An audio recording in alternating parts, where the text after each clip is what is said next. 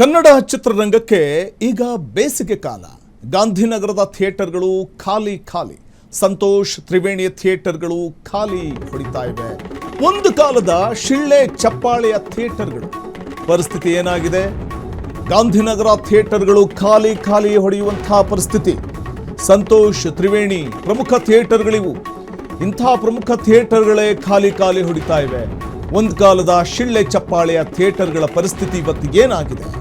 ಕನ್ನಡ ಚಿತ್ರರಂಗಕ್ಕೆ ಇದು ಬಿರು ಬೇಸಿಗೆಯ ಕಾಲವಾಗಿ ಪರಿಣಮಿಸಿದೆ.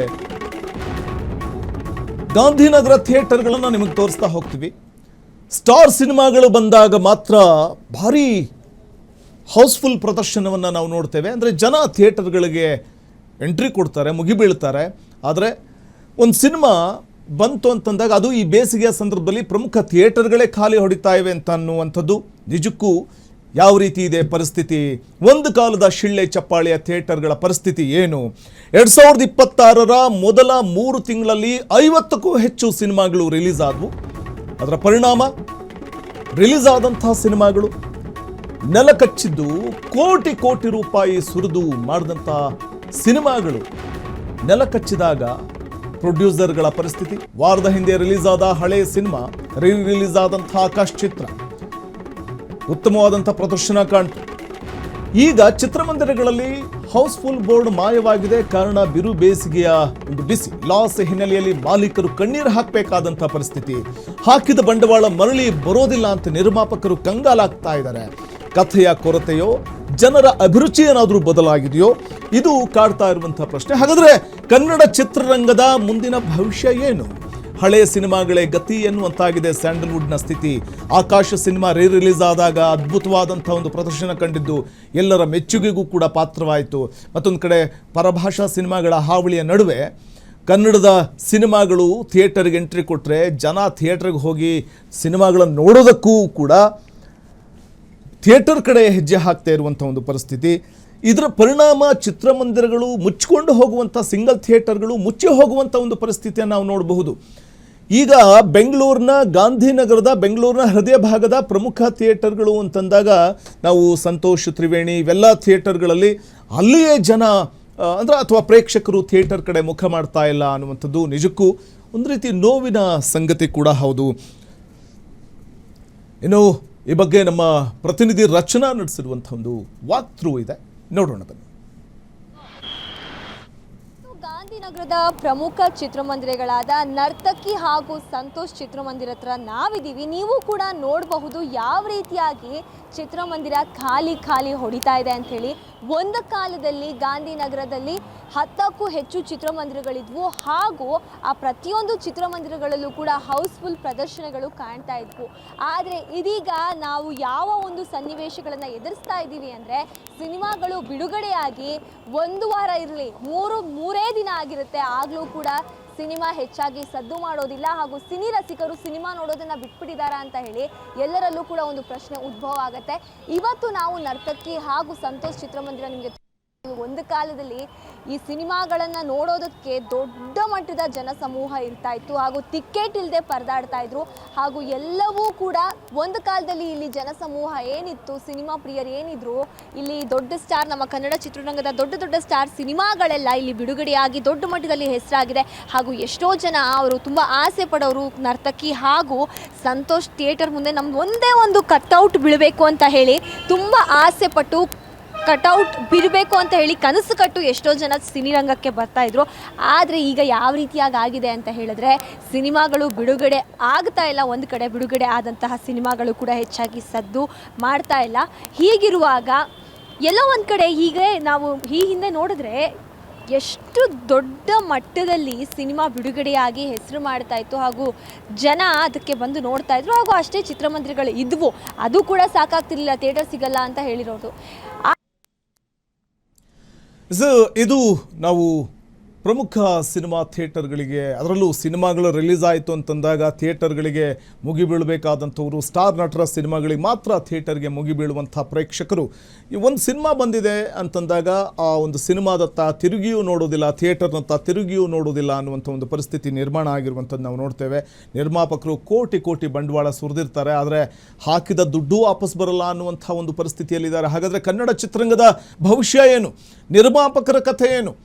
ಬಹುಶಃ ನಾವಿಲ್ಲಿ ಗಮನಿಸ್ತಾ ಹೋಗ್ಬೋದು, ಪ್ರೇಕ್ಷಕರ ಕೊರತೆ ಹೀಗಾಗ್ಬಿಟ್ರೆ ದೊಡ್ಡ ಸ್ಟಾರ್ ನಟರ ಸಿನಿಮಾಗಳನ್ನು ಸದ್ಯಕ್ಕೆ ಅವು ಯಾವ ಸ್ಟಾರ್ ನಟರ ಸಿನಿಮಾಗಳು ಬಿಡುಗಡೆ ಆಗದ ಕಾರಣ ಸಿಂಗಲ್ ಸ್ಕ್ರೀನ್ ಚಿತ್ರಮಂದಿರಗಳಲ್ಲಿ ಪ್ರೇಕ್ಷಕರ ಸಂಖ್ಯೆ ಗಣನೀಯವಾಗಿ ಕುಸಿದಿರುವಂಥದ್ದನ್ನು ನಾವು ಕಾಣಬಹುದಾಗಿದೆ. ಮಲ್ಟಿಪ್ಲೆಕ್ಸ್ ಅಥವಾ OTT ಪ್ರಭಾವ ಕೂಡ ಇದಕ್ಕೆ ಕಾರಣನ.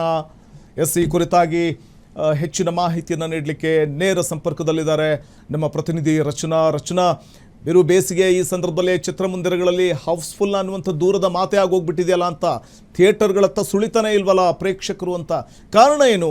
ಒಳ್ಳೆ ಕಂಟೆಂಟ್ ಇಲ್ಲ ಸಿನಿಮಾಗಳು ಅನ್ನುವಂಥ ಕಾರಣಕ್ಕ, ಅಥವಾ ಒಳ್ಳೆ ಕಂಟೆಂಟ್ ಇದ್ದು ಕೂಡ ಪ್ರೇಕ್ಷಕರ ಅಭಿರುಚಿ ಬದಲಾಗಿದೆ ಅಂತನಾ ಅಂತ? ಖಂಡಿತವಾಗ್ಲೂ ವಸಂತ್, ಏನು ನಮ್ಮ ಗಾಂಧಿನಗರದಲ್ಲಿ ಒಂದು ಸಮಯದಲ್ಲಿ ಸಿನಿಮಾಗಳಿಗೆ ಥಿಯೇಟರ್ಗಳು ಸಿಗ್ತಾ ಇಲ್ಲ ಅಂತ ಹೇಳಿ ಮಾತಿತ್ತು. ಆದರೆ ಇದೀಗ ಸಿನಿಮಾಗಳಿದ್ದಾವೆ, ಥಿಯೇಟರ್ ಇದೆ, ಆದರೆ ಜನ ಬರ್ತಾ ಇಲ್ಲ ಅನ್ನೋಂಗಾಗಿದೆ. ಅದರಲ್ಲೂ ಕೂಡ ಪ್ರಮುಖವಾಗಿ ಗಾಂಧಿನಗರ ಅಂದ ತಕ್ಷಣ ಅಲ್ಲಿ ನೆನಪಾಗದೆ ಸಿನಿಮಾ ಥಿಯೇಟರ್ಗಳು ಒಂದಲ್ಲ ಎರಡಲ್ಲ ಸುಮಾರು 5ಕ್ಕೂ ಹೆಚ್ಚು ಥಿಯೇಟರ್ಗಳು ಗಾಂಧಿನಗರದ ಒಂದು ರೋಡಲ್ಲಿತ್ತು. ಆದರೆ ಇದೀಗ ಥಿಯೇಟರ್ಗಳು ಖಾಲಿ ಹೊಡಿತಾ ಇದೆ. ಒಂದು ಕಾಲದಲ್ಲಿ ಯಾವ ರೀತಿಯಾಗಿತ್ತು ಅಂದರೆ ಶಿಳ್ಳೆ, ಚಪ್ಪಾಳೆ ಹಾಗೂ ಆ ಥಿಯೇಟರ್ ಹೊರಗಡೆ ಒಂದು ರೀತಿ ಸಂಭ್ರಮ ಇದ್ದರೆ ಒಳಗಡೆ ಒಂದು ರೀತಿ ಸಂಭ್ರಮ ಇರೋದು. ಆ ಥಿಯೇಟರ್ಗಳ ಮುಂದೆ ಅವರ ನೆಚ್ಚಿನ ನಟರ ಒಂದು ಭಾವಚಿತ್ರಕ್ಕೆ ಹಾಲಿನ ಅಭಿಷೇಕ ಹಾಕೋದೇನು, ಹೂವಿನಾರ ಹಾಕೋದೇನು, ಅವರ ಸಂಭ್ರಮವೇ ಬೇರೆ ರೀತಿ ಇತ್ತು. ಆದರೆ ಈಗ ಎಲ್ಲವೂ ಖಾಲಿ ಆಗಿದೆ. ನಾವು ನಡೆಸಿದಂತಹ ಒಂದು ರಿಯಾಲಿಟಿ ಚೆಕ್ಕಲ್ಲಿ ನಮಗೆ ತಿಳಿದು ಬಂದಿದ್ದೇನು ಅಂದರೆ, ಒಂದು ಥಿಯೇಟರ್ 2 ಥಿಯೇಟರ್ ಕತೆ ಇದಾಗಿಲ್ಲ. ಗಾಂಧಿನಗರದ ಎಲ್ಲ ಥಿಯೇಟರ್ಗಳ ಪರಿಸ್ಥಿತಿ ಕೂಡ ಹೀಗೆ ಆಗಿದೆ. ಭೂಮಿಕಾ ಥಿಯೇಟರ್ ಆಗಿರಬಹುದು, ನರ್ತಕಿ ಆಗಿರಬಹುದು, ತ್ರಿವೇಣಿ ಆಗಿರಬಹುದು, ಹಾಗೂ ಸಂತೋಷ್ ಚಿತ್ರಮಂದಿರಗಳು ಎಲ್ಲವೂ ಕೂಡ ಖಾಲಿ ಹೊಡಿತಾ ಇದೆ.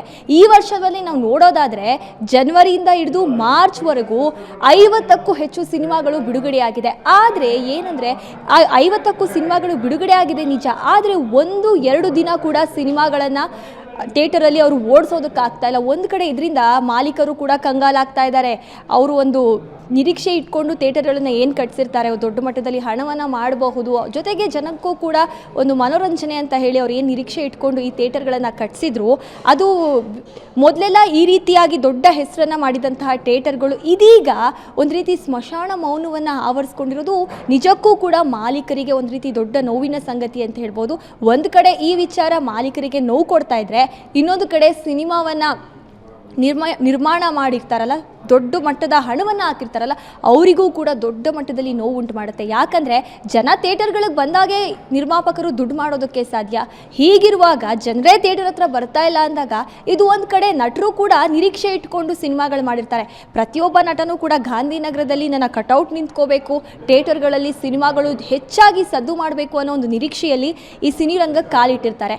ಆದರೆ ಈಗ ಪರಿಸ್ಥಿತಿ ಹೇಗಾಗಿದೆ ಅಂದರೆ, ಯಾವ ಒಂದು ಸಿನಿಮಾಗಳು ದೊಡ್ಡ ನಟರದಾಗಿರಬಹುದು ಅಥವಾ ಈಗೀಗ ಬಂದಿರೋ ನಟರಾಗಿರಬಹುದು, ಯಾರ ಸಿನಿಮಾಗಳು ಕೂಡ ಗಾಂಧಿನಗರದ ಥಿಯೇಟರ್ಗಳಲ್ಲಿ ಓಡ್ತಾ ಇಲ್ಲ. ಕೇವಲ ಗಾಂಧಿನಗರ ಮಾತ್ರ ಅಲ್ಲ, ಇಡೀ ಬೆಂಗಳೂರಿನಲ್ಲಿ, ಇಡೀ ಕರ್ನಾಟಕದಲ್ಲಿ ಈ ರೀತಿಯ ಒಂದು ಪರಿಸ್ಥಿತಿ ನಿರ್ಮಾಣ ಆಗಿದೆ ಅಂತ ಹೇಳಬಹುದು. ವರ್ಷಕ್ಕೆ 100ಕ್ಕೂ ಹೆಚ್ಚು ಸಿನಿಮಾಗಳು ಬಿಡುಗಡೆ ಆಗುತ್ತೆ, ಆದರೆ ಗೆಲ್ಲೋದು ಮಾತ್ರ 1-2 ಸಿನಿಮಾ. ನಾವು ಈ ಒಂದು ವರ್ಷದ ಹಿಂದೆ ಕೂಡ ನಾವು ನೋಡಿರಬಹುದು, ಕಾಂತಾರ ಒಂದು ಹೆಚ್ಚು ಮಟ್ಟಿಗೆ ಸದ್ದು ಮಾಡ್ತು ಬಿಟ್ಟರೆ ಬೇರೆ ಎಲ್ಲ ಸಿನಿಮಾಗಳು 1 ದಿನ 2 ದಿನ ಥಿಯೇಟರಲ್ಲಿ ಓಡ್ತವೆ. ಅದಾದ ನಂತರ ಅದನ್ನು OTTಯಲ್ಲಿ ನೋಡೋದಕ್ಕೆ ಜನ ಇಷ್ಟಪಡ್ತಾರೆ. ಯಾರೂ ಕೂಡ ಥಿಯೇಟರ್ಗಳತ್ತ ಬರ್ತಾ ಇಲ್ಲ. ಈ ರೀತಿಯಾಗಿ ಎಷ್ಟೋ ಥಿಯೇಟರ್ಗಳನ್ನು ಮುಚ್ಚಿದ್ದಾರೆ ಕೂಡ. ಗಾಂಧಿನಗರದಲ್ಲಿ ಮೊದಲು 10ಕ್ಕೂ ಹೆಚ್ಚು ಥಿಯೇಟರ್ಗಳಿತ್ತು, ಆದರೆ ಜನ ಬರದೇ ಇರುವಂತಹ ಕಾರಣ ಥಿಯೇಟರ್ಗಳನ್ನು ಹೊಡೆದಾಕಿ ಅಲ್ಲಿ ಬೇರೆ ಒಂದು ಕನ್ಸ್ಟ್ರಕ್ಷನ್ಸನ್ನು ಮಾಡಿದ್ದಾರೆ.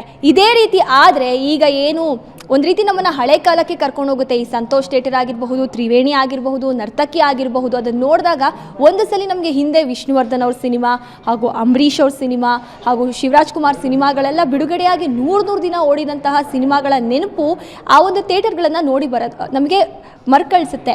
ಆದರೆ ಈ ರೀತಿಯಾಗಿ ಥಿಯೇಟರ್ಗಳಿಗೆ ಜನನೇ ಬರ್ತಾ ಇಲ್ಲ ಅಂದಾಗ ಆ ಥಿಯೇಟರ್ಗಳನ್ನು ಮುಚ್ಚಾಕೋದಕ್ಕೆ ಅವರು ಕೂಡ ಯೋಚನೆ ಮಾಡಿ ಎಲ್ಲೋ ಒಂದು ಕಡೆ ನಮ್ಮ ಗಾಂಧಿನಗರದಲ್ಲಿ ಥಿಯೇಟರ್ಗಳು ಕಮ್ಮಿ ಆಗಿಬಿಡುತ್ತಾ, ನಮ್ಮ ಹಳೆ ಕಾಲದ ಥಿಯೇಟರ್ಗಳು ಏನಾಗಿರ್ಬೋದು, ಸಂತೋಷ್ ಆಗಿರಬಹುದು ಹಾಗೂ ತ್ರಿವೇಣಿ ಆಗಿರಬಹುದು, ಇದನ್ನು ಕೂಡ ಮುಚ್ಚಿಬಿಡ್ತಾರ ಅನ್ನೋ ಒಂದು ದೊಡ್ಡ ಪರಿಸ್ಥಿತಿ ನಿರ್ಮಾಣ ಆಗಿರುವಂಥದ್ದು. ವಸಂತ್, ಧನ್ಯವಾದ ತಮ್ಮೆಲ್ಲ ಮಾಹಿತಿಗಾಗಿ ರಚನಾ. ಇದು 2026ರಲ್ಲಿ ಸಿನಿಮಾಗಳು, ಸ್ಟಾರ್ ನಟರ ಸಿನಿಮಾಗಳು ರಿಲೀಸ್ ಆದಾಗ ಪ್ರೇಕ್ಷಕರಿಂದ ತುಂಬಿ ತುಳುಕುವಂತಹ ಸಿಂಗಲ್ ಸ್ಕ್ರೀನ್ ಥಿಯೇಟರ್ಗಳು ಇವತ್ತು ಖಾಲಿ ಹೊಡಿತಾ ಇವೆ. ಚಿತ್ರಮಂದಿರಗಳಲ್ಲಿ ಹೌಸ್ಫುಲ್ ಬೋರ್ಡ್ ಮಾಯ ಆಗಿದೆ. ಒಂದು ಕಾಲದಲ್ಲಿ ಅಣ್ಣಾವರ ಸಿನಿಮಾಗಳು ಥಿಯೇಟ್ರಿಗೆ ಬಂದವು ಅಂತಂದರೆ ದುಡ್ಡನ್ನು ಎರಚುತ್ತಾ ಇದ್ರಂತೆ ಸ್ಕ್ರೀನ್ ಮೇಲೆ. ಅಂಥ ಒಂದು ಪರಿಸ್ಥಿತಿಯಲ್ಲಿ ವೈಭವಯುತವಾದಂತಹ ಒಂದು ಪರಿಸ್ಥಿತಿಯನ್ನು ನೋಡಿದ್ದಂಥ ಗಾಂಧಿನಗರ ಇವತ್ತು ಪ್ರೇಕ್ಷಕರು ಥಿಯೇಟರ್ಗಳತ್ತ ಬರದೇ ಇರೋದ್ರಿಂದಾಗಿ ಬಣಗುಡ್ತಾ ಇರುವಂಥದ್ದನ್ನು ನಾವು ನೋಡಿದಾಗ ನಿಜಕ್ಕೂ ಶೋಚನೀಯ ಸ್ಥಿತಿ, ಸ್ಯಾಂಡಲ್ವುಡ್ನ ಸ್ಥಿತಿ ಏನಾಗ್ತಾ ಇದೆ ಅನ್ನುವಂಥ ಪ್ರಶ್ನೆ ಉದ್ಭವ ಆಗುವಂತೆ ಮಾಡಿಬಿಡುತ್ತೆ. ಕೋಟಿ ರೂಪಾಯಿ ದುಡ್ಡು ಹಾಕಿರ್ತಾರೆ ರೀ, ಬಂಡವಾಳ ಹಾಕಿರ್ದಂತಹ ಪ್ರೊಡ್ಯೂಸರ್ಗಳ ಕಥೆ ಏನು? ಸಿನಿಮಾನೇ ಉಸಿರುವಂಥ ಸಿನಿಮಾಗಳನ್ನು ಅಂದರೆ ಒಳ್ಳೊಳ್ಳೆ ಕಂಟೆಂಟ್ ರೆಡಿ ಮಾಡಿಕೊಂಡು, ಚಿತ್ರಕಥೆ ಅಥವಾ ಕಥೆಯನ್ನು ರೆಡಿ ಮಾಡಿಕೊಂಡು ಸಿನಿಮಾ ಮಾಡಿ ಥಿಯೇಟರ್ಗೆ ತಂದರೆ ತರೋವತ್ತಿಗೆ ಸಾಕಾಗೋಗಿರುತ್ತೆ ಪ್ರೊಡ್ಯೂಸರ್ಗಳಿಗೆ. ತಂದ ನಂತರದಲ್ಲಿ ಆ ಚಿತ್ರವನ್ನು ಪ್ರೇಕ್ಷಕರಿಗೆ ಮುಟ್ಟಿಸುವಂಥ ಪ್ರಾಮಾಣಿಕ ಪ್ರಯತ್ನವನ್ನು ಮಾಡಿರ್ತಾರೆ. ಇಷ್ಟಾದ ನಂತರದಲ್ಲಿ ಕೂಡ ಪ್ರೇಕ್ಷಕರು ಥಿಯೇಟರ್ಗಳಿಗೆ ಬರೋದಿಲ್ಲ ಅಂತಂದಾಗ ಸಹಜವಾಗಿಯೇ ಕೋಟ್ಯಾಂತರ ರೂಪಾಯಿ ಹಾಕದಂಥ ಪ್ರೊಡ್ಯೂಸರ್ ಬೀದಿಗೆ ಬರಬೇಕಾದಂಥ ಒಂದು ಪರಿಸ್ಥಿತಿ ನಿರ್ಮಾಣ ಆಗುತ್ತೆ. ಕಳೆದ ವಾರ ರಿಲೀಸ್ ಆದಂಥ ಪವರ್ ಸ್ಟಾರ್ ಪುನೀತ್ ರಾಜ್ಕುಮಾರ್ ಅಭಿನಯದ ಆಕಾಶ್ ಚಿತ್ರ ಅದ್ಭುತವಾದಂಥ ಒಂದು ಓಪನಿಂಗನ್ನು ಪಡ್ಕೊಳ್ತು. ರಿಲೀಸ್ ಆದಂಥ ಸಿನಿಮಾ ಒಳ್ಳೆ ಒಂದು ರೆಸ್ಪಾನ್ಸನ್ನು ಪಡ್ಕೊಳ್ತು, ನಾವು ನೋಡ್ತಿದ್ವಿ. ಅದೇ ರೀತಿ ಈಗ ಹೊಸದಾಗಿ ಬಿಡುಗಡೆಯಾಗುವಂಥ ಸಿನಿಮಾಗಳಿಗೂ ಅದೇ ರೀತಿ ಪ್ರೇಕ್ಷಕ ಪ್ರಭು ಮನ್ನಣೆಯನ್ನು ಕೊಟ್ಟಿದ್ದೆ ಆದರೆ, ಥಿಯೇಟರ್ಗಳತ್ತ ದೌಡಾಯಿಸಿದ್ದೆ ಆದರೆ ಖಂಡಿತವಾಗಲೂ ಕೂಡ ನಿರ್ಮಾಪಕರಿಗೂ ಲಾಸ್ ಆಗೋದಿಲ್ಲ, ಥಿಯೇಟರ್ ಮಾಲೀಕರಿಗೂ ನಷ್ಟ ಆಗೋದಿಲ್ಲ, ಮತ್ತು ಇಡೀ ಸಿನಿಮಾ ರಂಗದ ಚೇತರಿಕೆಗೂ ಕಾರಣ ಆಗುತ್ತೆ ಪ್ರೇಕ್ಷಕರು ಥಿಯೇಟರ್ಗಳತ್ತ ದೌಡಾಯಿಸಿದಾಗ. ಬಹುಶಃ ಮಲ್ಟಿಪ್ಲೆಕ್ಸ್ ಮತ್ತು OTT ಪ್ರಭಾವ ಎಲ್ಲ ಒಂದು ಕಡೆ ಹೊಡೆತ ಕೊಡ್ತಿರಬಹುದಾ ಥಿಯೇಟರ್ಗಳಿಗೆ, ಪ್ರೇಕ್ಷಕರು ಹೋಗದ ರೀತಿಯಲ್ಲಿ ಮಾಡ್ತಾ ಇದೆಯಾ? ಯಾಕಂದರೆ ಪ್ರೇಕ್ಷಕರು ಹೆಚ್ಚಾಗಿ AC ಇರುವಂಥ ಮಲ್ಟಿಪ್ಲೆಕ್ಸ್ಗಳು ಅಥವಾ ಮನೆಯಲ್ಲೇ ಕೂತು ನೋಡುವಂಥ OTT ಪ್ಲಾಟ್ಫಾರ್ಮ್ಗಳ ಕಡೆಗೆ ಒಲವನ್ನು ತೋರ್ತಾ ಇರುವಂಥದ್ದು ಗಾಂಧಿನಗರದ ಹಳೆ ಚಿತ್ರಮಂದಿರಗಳಿಗೆ ಹೊಡೆತ ಕೊಡ್ತಾ ಇದೆಯಾ? ಸಿಂಗಲ್ ಸ್ಕ್ರೀನ್ ಥಿಯೇಟರ್ಗಳಿಗೆ ಹೊಡೆತ ಕೊಡೋದಕ್ಕೆ ಕಾರಣ ಆಗ್ತಾ ಇದೆಯಾ ಅನ್ನುವಂಥ ಪ್ರಶ್ನೆ ಉದ್ಭವ ಆಗಿಬಿಡುತ್ತೆ. ಇತ್ತೀಚಿನ ವರ್ಷಗಳಲ್ಲಿ ಕಪಾಲಿ, ಕಾವೇರಿ ಅಂತಹ ಪ್ರಮುಖ ಚಿತ್ರಮಂದಿರಗಳೇ ಮುಚ್ಚಲ್ಪಟ್ಟಿವೆ. ಸೊ ಹಾಗಾಗಿ ಅಂದರೆ ಸಿಂಗಲ್ ಸ್ಕ್ರೀನ್ ಥಿಯೇಟರ್ಗಳೇ ಮುಚ್ಚಲ್ಪಟ್ಟಿರುವಂಥದ್ದು ನಾವು ನೋಡ್ತಿದ್ದೀವಿ. ಹಳೆ ಥಿಯೇಟರ್ಗಳು ಮುಚ್ಚಲ್ಪಟ್ಟಿರುವಂಥದ್ದು ನಾವೇನು ನೋಡ್ತಿದ್ದೀವಿ. ಇತ್ತೀಚಿನ ನಾವು ವರದಿ ನೋಡ್ತಾ ಹೋದರೂ ಕೂಡ ಬೆಂಗಳೂರಿನ ಐತಿಹಾಸಿಕ ಊರ್ವಶಿ ಚಿತ್ರಮಂದಿರ ಭೂ ವಿವಾದ ಮತ್ತು ಲೀಸ್ ಅವಧಿ ಮುಗಿದ ಕಾರಣ ಫೆಬ್ರವರಿ 2026ರಲ್ಲಿ ಕೆಡುವಂಥ ಸಾಧ್ಯತೆ ಇದೆ ಅಂತ ಹೇಳಲಾಗ್ತಿದೆ. ಅಂದರೆ ಸಿಂಗಲ್ ಸ್ಕ್ರೀನ್ ಥಿಯೇಟರ್ಗಳು, ಉದಾಹರಣೆಗೆ ಗೋವರ್ಧನ್ ಥಿಯೇಟರ್ ಇದೆ, ಇಲ್ಲಿ ಸಂತೋಷ್, ನರ್ತಕಿ, ಇಂಥ ಥಿಯೇಟರ್ಗಳತ್ತ ಜನ ದೌಡಾಯಿಸೋದಿಲ್ಲ ಅಂದಾಗ, ಮಲ್ಟಿಪ್ಲೆಕ್ಸ್ ಮತ್ತು OTT ಕಡೆಗೆ ಮಾರು ಹೋಗ್ತಾರೆ ಅಂದಾಗ ಸಹಜವಾಗಿಯೇ ಇದು ಆತಂಕವನ್ನು ಸೃಷ್ಟಿ ಮಾಡುತ್ತೆ. ಸಿಂಗಲ್ ಸ್ಕ್ರೀನ್ ಥಿಯೇಟರ್ಗಳ ಕಥೆ ಏನು, ಹಳೆ ಥಿಯೇಟರ್ಗಳ ಕಥೆ ಏನು ಅನ್ನುವಂಥ ಪ್ರಶ್ನೆ ಉದ್ಭವ ಆಗುವಂತೆ ಮಾಡಿಬಿಡುತ್ತೆ. ಕ್ಷಣದ ಸುದ್ದಿಗಳಿಗಾಗಿ ಫ್ರೀಡಂ ಟಿವಿ ಸಬ್ಸ್ಕ್ರೈಬ್ ಮಾಡಿ, ಲೈಕ್ ಮಾಡಿ ಹಾಗೂ ಫಾಲೋ ಮಾಡಿ. ಹೊಸ ಸುದ್ದಿಗಳ ನೋಟಿಫಿಕೇಶನ್ಗಾಗಿ ಬೆಲ್ ಐಕಾನ್ ಮೇಲೆ ಕ್ಲಿಕ್ ಮಾಡಿ.